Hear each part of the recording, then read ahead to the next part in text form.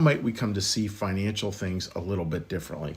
Because it's very easy to think that the main remedy to, finances that are stressful for us, et cetera, is just simply having more. And that's not always true. Some of the time it's true. Some of the time, a little bit more can really make a difference. But today, I don't want to talk about that angle of it, like how to accumulate more. It's about how do we hold what we have in a better way, in a more healthy way. So thank you for joining me in that little conversation. And the passage I was thinking about today is the famous one, right? Lay not up treasures for yourselves on earth where moth and rust doth corrupt and where thieves break through and steal, but lay up for yourselves treasure in heaven. And that idea of how do we kind of shift that from sort of putting value and worth totally here into kind of earthly things, income, money, etc., and kind of shift that into, well, we're going to actually treasure heavenly things. And is it possible to actually do both? Because Jesus also goes on and says, like, look, I know you need all this stuff. I know you need resources to be able to live life, et cetera, et cetera. And I think at the same time, as is true with so much spirituality, right? It's never this easy binary.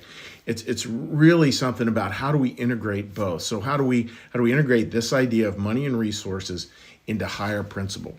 And thinking about that, so what could that look like? Well, I think one is the idea that if we just come from if our money story is based around fear and lack and worry, it's going to be difficult, it's going to be difficult sledding, so to speak.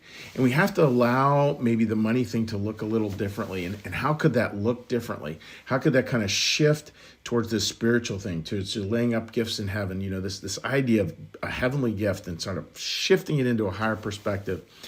And the word there is really simple. It's stewardship. That idea that we're given the resources we have, whatever they might be, and we're asked to steward those through life. And I think that's super important. How do we steward what we have? How do we take it and how do we use it to help other people? It's not about sort of worry and anxiety and No, it's about how do we really use this to be helpful to other people? And one of the ways to do it is what we in the new church here call degrees of the neighbor. So degrees of the neighbor means, you kind of have these concentric circles going out. And that can be a way to kind of build stewardship in our lives. Like, how are we going to take care of our beloved, our partner? How are we going to take care of our family? How can we take care of our community? How are we going to take care of our world? How can we take care of our church? Just that rippling out that comes from a stewardship mindset is so incredibly important. And I remember, I got so many good lessons around money from my grandpa. I had a grandfather who didn't have a college education, but he was deeply spiritual. He had a deep spiritual grounding around resources. And it led to a lot of beautiful interactions over the years that I still carry with me today. And I remember my grandpa had a house down at the shore way back in the day. For those of you not in the area, Philadelphia is close to the New Jersey shore. There's this phrase, down at the shore. My grandparents were from Pittsburgh. I'm from Philadelphia right now. But it was this whole going down to the shore thing. Grandpa had a house down at the shore. My grandmother and my grandfather really loved that kind of thing. And I remember my grandpa talking to me about this shore house, how much he loved having it. And he loved having it because he felt like he had something that other people could use for their vacations. And I remember him talking to me about keeping it neat. And my grandfather and my grandparent, both complete neat freaks. Like, they did nothing was askew in the house at all. Like, it was just neat as a pin. And I remember Grandpa telling me about that, and that's so that other people can use it. It's this stewardship thing. He never saw, this real estate thing is like, oh, this is great, this is terrific. Look at me. I have a house at the shore. For him, it was always about usefulness. It was about allowing other people to use it, from family and friends. We used it for many, many years. Obviously, it just was a beautiful thing.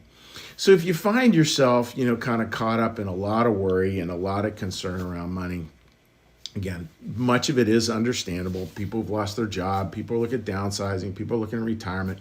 Those things are very, very real worries.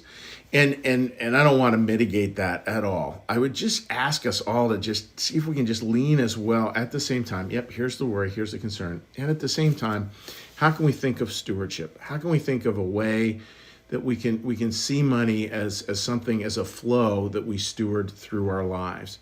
Because that's where it starts to really shift. And that's where, again, coming back to the Swedenborgian tradition, where we look at these things as a use. It allows us to be useful in a way. It allows us to help in a way.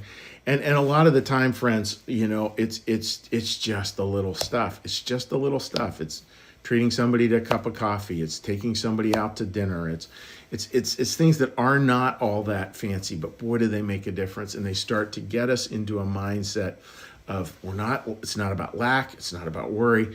It's about opportunity to serve and to use our resources in the time that we have in this earth, which is very small, to use those resources as best we can to really help other people. So that's the thought for today, friends. It's a shift. How do we shift away from sort of a fear mentality to a stewardship mentality? Fear thing's always going to show up. I don't think we'll ever get over that. But how do we kind of shift where we're just seeing a lot of stewardship, sort of taking hold of our hearts as well? So I hope that makes sense, dear friends. And what we're going to do now, as we always do here at New Church Lives, we're going to come in for a gentle landing. Going to ring the prayer bell, and we're going to do a little meditation from the Old Testament, prayer from the New Testament, back to a blessing from the Old, and then we'll say hi to friends on Facebook. So with that, let me ring the prayer bell.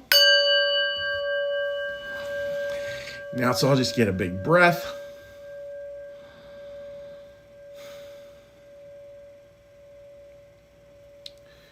Be still and know that I am God. Be still and know that I am. Be still and know that I. Be still and know that. Be still and know. Be still and. Be still. Be. Our Father, who art in the heavens, hallowed be thy name. Thy kingdom come, thy will be done, as in heaven, so upon the earth. Give us this day our daily bread, and forgive us our debts, as we also forgive our debtors. And lead us not into temptation, but deliver us from evil. For thine is the kingdom, and the power, and the glory forever. Amen. May the Lord bless you and keep you. May the Lord make his face to shine upon you and be gracious unto you. May the Lord lift up his countenance upon you, bring you peace, and bring you home. Amen. All right, dear friends, let's give a little quick hello, see if anyone has been able to join us this morning on Facebook. And again, as always, we really appreciate your comments. We definitely get a lot of those kind of later on in the day and the week, which is wonderful stuff. So Rita, good morning to you, my friend. I hope you're doing well. Linda, good morning to you. Marcus, good morning to you, buddy. I hope you're doing well this morning. All right, so we're flipping on over to here. And let's take a little look over here. Sorry about that. Sorry, it's taking me a minute here. These things goes a little slower than I always hope. All right. Okay, no other comments over there. So friends, listen, God bless you. Have a great day. Have a great day.